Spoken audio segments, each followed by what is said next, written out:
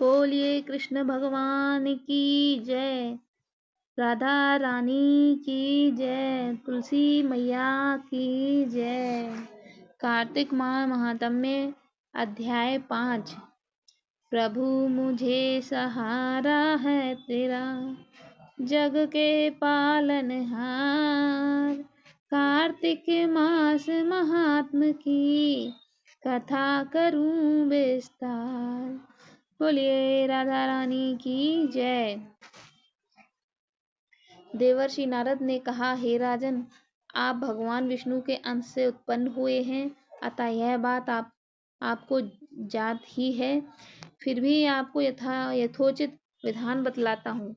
अश्विन माह में शुक्ल पक्ष की एकादशी से कार्तिक के व्रत करने चाहिए। ब्रह्म मुहूर्त में उठकर जल का पात्र लेकर गांव से बाहर पूर्व अथवा उत्तर दिशा में जाना चाहिए। दिन में या सायंकाल में कान में जनेऊ चढ़ाकर, पृथ्वी पर घास बिछाकर, सिर को वस्त्र से ढककर, मुंह को भली भांति बंद करके, थूक व सांस को रोककर मल व मूत्र का त्याग करना चाहिए। तत्पश्चात मिट्टी व जल से भली भांति अपने गुप्तांगों को धोना चाहिए। उसके बाद जो मनुष्य मुख शुद्धि नहीं करता, उसे किसी भी मंत्र का फल प्राप्त नहीं होता है। अतः दांत और जीभ को पूर्ण रूप से शुद्ध करना चाहिए और निम्नलिखित मंत्र का उच्चारण करते हुए दातुन तोड़नी चाहिए। हे वनस्पति, आप मुझे आयु, कीर्ति, तेज, प्रज्ञा, पशु, संपत्ति, महाज्ञान, बुद्धि और विद्या प्रदान करो। इस प्रकार उच्चारण करके वृक्ष से 12 अंगुल की दातुन लें। दूध वाले वृक्ष से दातुन नहीं लेनी चाहिए। इस प्रकार कपास, कांटेदार वृक्ष तथा जले हुए वृक्ष से भी दातुन लेना मना है, जिससे उत्तम गंध आती हो और जिसकी टहनी कोमल हो, ऐसे ही वृक्ष से दंत धावन ग्रहण करना चाहिए।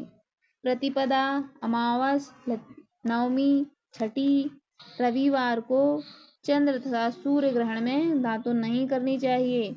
तत्पश्चात भली भांति स्नान करके फूल माला, चंदन और पान आदि की पूजन सामग्री लेकर प्रसन्न चित्त व भक्ति पूर्वक शिवालय में जाकर सभी देवी देवताओं की अर्घ, आचमनीय आदि वस्तुओं से पृथक पृथक पूजा करके प्रार्थना एवं प्रणाम करना चाहिए। फिर भक्तों के स्वर में स्वर मिलाकर श्री हरि का कीर्तन करना चाहिए। मंदिर में जो गायन भगवान श्री हरि का कीर्तन करने आए हैं, उनका माला, चंदन, तांबूल आदि से पूजन करना चाहिए, क्योंकि देवालयों में भगवान विष्णु को अपनी तपस्या, योग और दान द्वारा प्रसन्न करते थे। परंतु कलयुग में भगवान गुणगान को ही भगवान श्री हरि को प्रसन्न करने का एकमात्र साधन माना गया है। नारद जी राजा पृथु से बोले, हे राजन, एक बार मैंने भगवान विष्णु से पूछ लिया कि हे प्रभु, आप सबसे अधिक कहाँ निवास करते हैं।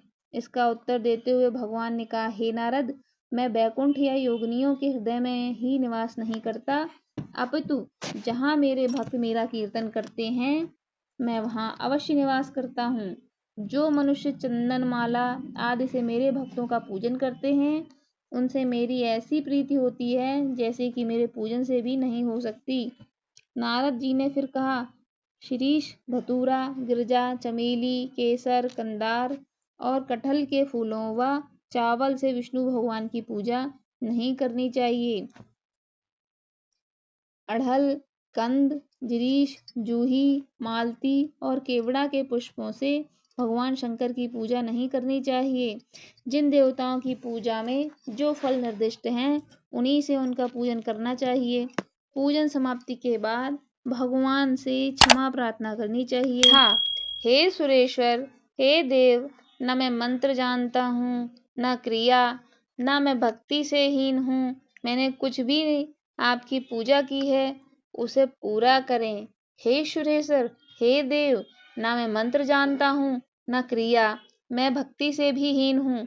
मैंने जो कुछ भी आपकी पूजा की है, उसे पूरा करें।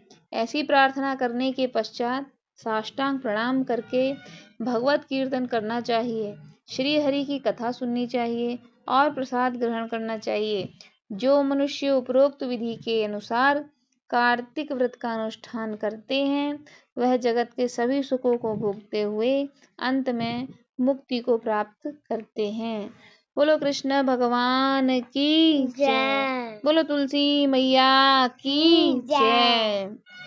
इस प्रकार यह 5वां अध्याय संपूर्ण हुआ। अगर आपको यह वीडियो पसंद आया हो तो इसे लाइक करें और हमारे चैनल को सब्सक्राइब जरूर करें। धन्यवाद।